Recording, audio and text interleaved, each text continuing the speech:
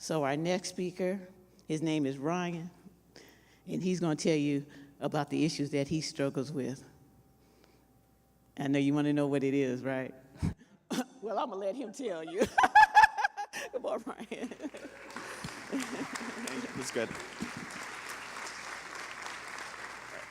So I often hear he must have it all.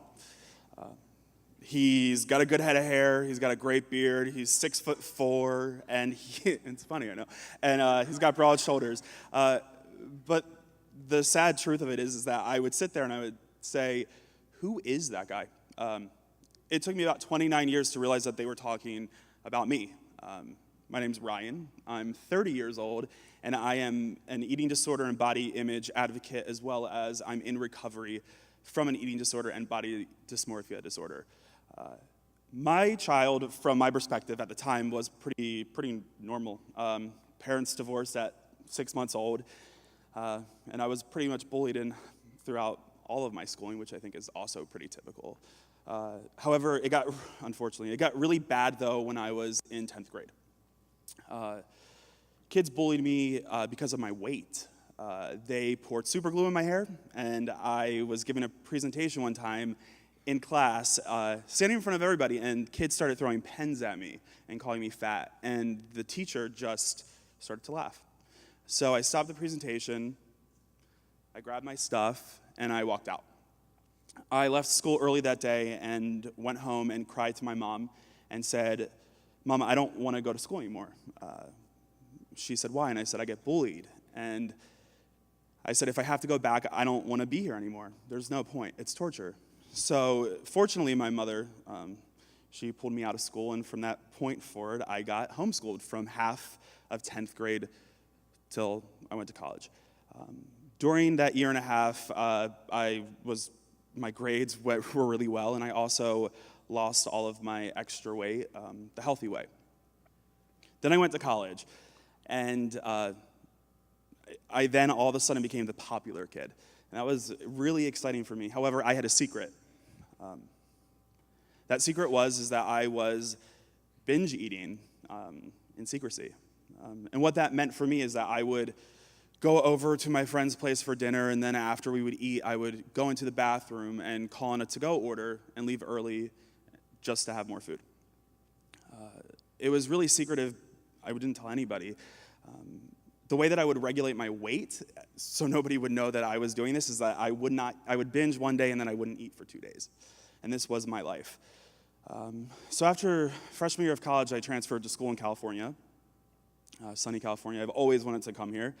I went to music school, actually, and I was living the dream. And then I got into one of those things that, unfortunately, a lot of people seem to get into, the toxic relationship.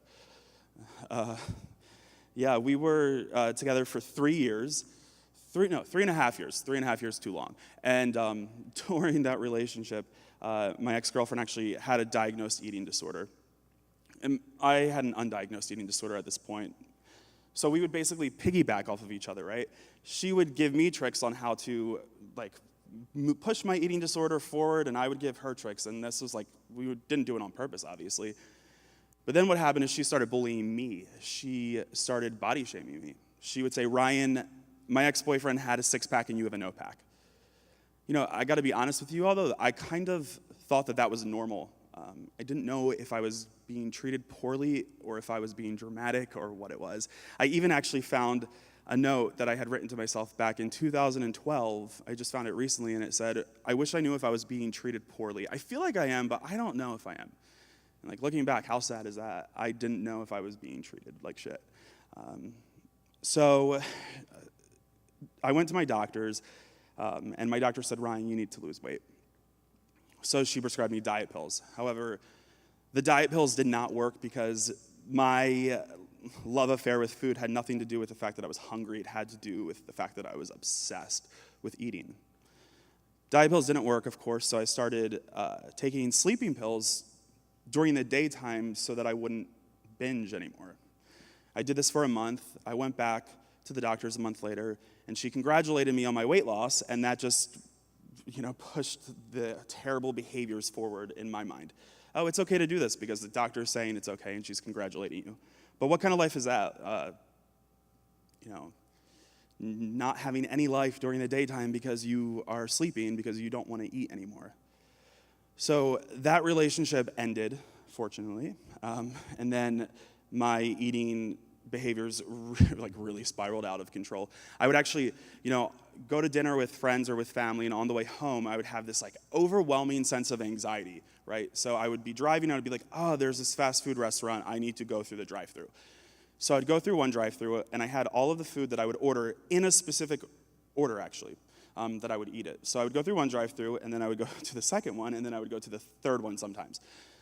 So 3 drive-thrus. After I had already eaten dinner, I've spent upwards of $80 in all 3 drive-thrus. And then I had those reusable grocery bags. I had that in my car, although I never went grocery shopping. I just used it to transport my food from my car to my apartment so that nobody would see it.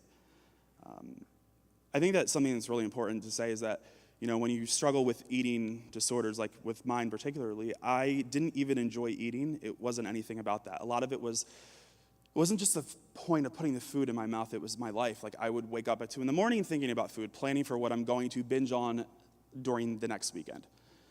So I was sitting down one day, my mom came to visit me, and she said, Ryan, where is all your money going? Because I asked if I could borrow some money. She said, are you buying electronics? What trips are you taking? What are you doing with your money? And I said, Mom, I'm not doing any of that. So she made me get on Mint.com. Mint.com is you type in all of your banking information, and it essentially separates your spending habits into different categories. So we found out that 83% of my money was going towards food. That's a lot of money. I was spending upwards of $800 a week on food. I was going into debt because of my eating disorder. So my friend mentioned something called binge eating disorder. I had never heard of this, and I looked it up on my phone, actually, and I said, God, this sounds like something I may have. I went to my doctor, and I said, I think I have binge eating disorder, and he actually had no idea. My therapist had no idea what this was. Unfortunately, a lot of doctors are not educated in the space of eating disorders because it's just not, they have so many other things that they have to worry about that's just kind of low on their list. Or is it? I don't know. I think that, maybe it's because I'm a guy that he never even thought that should be a topic of conversation. I don't know. I got on Google and I started, Googling eating disorders. Did you know that 30 million Americans are currently struggling or will struggle with an eating disorder at some point in their life, and 10 million of those are men? That is 1/3. And those numbers are so underrepresented because men are not getting diagnosed. Also, eating disorders have the highest mortality rate of any other mental illness, because eating disorders are a mental illness, right? No, a lot of people don't know that. They think that eating disorders are just, emotional eating.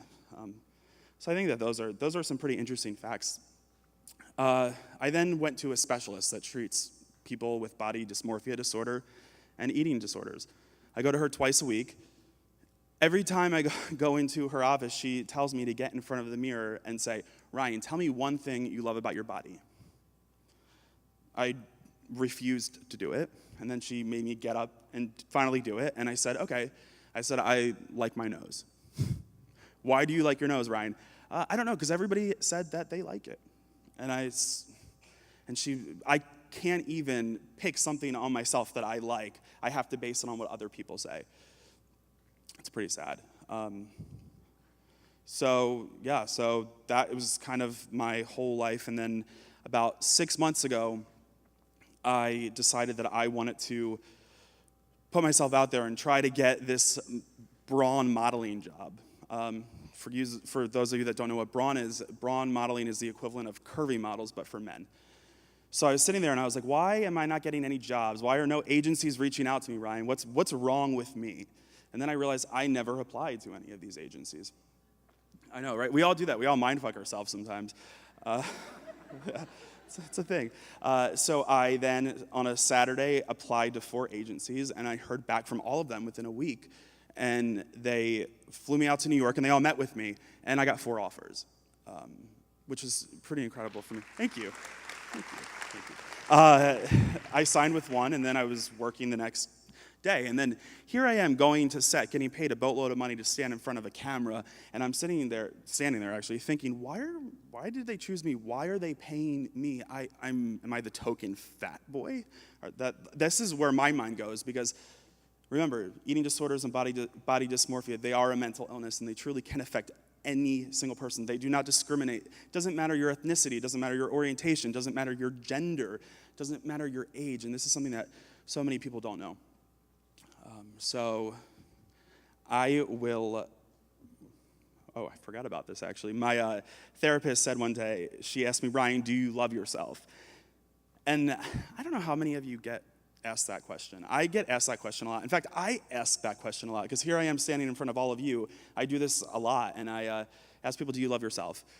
So she asked me, and I said, of course I do. For some reason, I sat there with that thought the entire day, and I don't know why this time I did, and I was thinking, and then I thought, how can I love myself? I go on binges, I consume upwards of 10,000 calories, and then I don't eat for 2 days after. I get in relationships with people that treat me like shit. You can do whatever you want to me, as long as at the very end of punching me in the face, you say, Ryan, I love you, and then I'm just gonna be like, great, I love you too, and it's totally okay. So I spent a long time trying to really figure out why I didn't love myself. And here's what I learned. I learned that, well, a bunch of different things, but the biggest thing is that I was seeking outside validation from any person that I could get it from, anybody. No matter what they said, as long as it was a positive thing, I was seeking it. But then what happened was, one day I started finding my own validation within myself. And that's, that was supposed to be at the beginning of this talk, because now I'm going to ask you something. And sit with it. Don't answer right away, but do you love yourself? And I challenge you to think about that for the next 12 hours and really, really think about it. So thank you, everybody. I appreciate your time.